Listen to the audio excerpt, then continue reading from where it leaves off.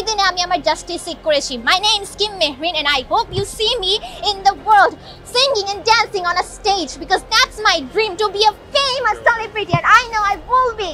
I'm proud of myself. আদালত প্রাঙ্গণে অস্বাভাবিক ভঙ্গিতে গণমাধ্যমে নিজ মা বাবার বিরুদ্ধে অভিযোগ করেন ইংলিশ মিডিয়ামের এই তরুণী। তাদের বিরুদ্ধে নির্যাতনের অভিযোগ এনে করেন মামলাও।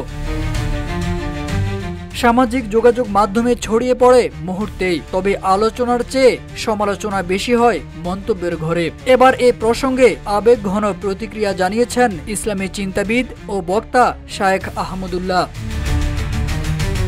14 জুলাই নিজের ভেরিফাইড ফেসবুক পেজে দেওয়া এক পোস্টে তিনি মেয়েটির RICL TMX যুগের পর যুগ স্থাপনা থাকে মজবুত মা বাবার মানসিক অবস্থার প্রতি সহানুভূতি জানান।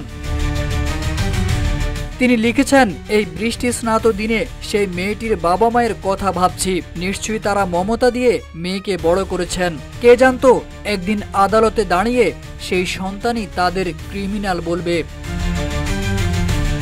শায়েখ আহমদুল্লাহ অভিভাবকদের দায়িত্ব নিয়ে বলেন, ক্যারিয়ারের পেছনে ছুটতে গিয়ে আমরা সন্তানের মূল্যবোধ গড়ে তুলতে ভুলে যাচ্ছি। এটাই হয়তো সতর্কতার কফিনে শেষ পেরেক। তিনি আহ্বান জানান, পরিবারে শুধু পড়াশোনা নয়, সন্তানকে ছোটবেলা থেকেই ধর্মীয় ও সামাজিক মূল্যবোধ শেখাতে হবে।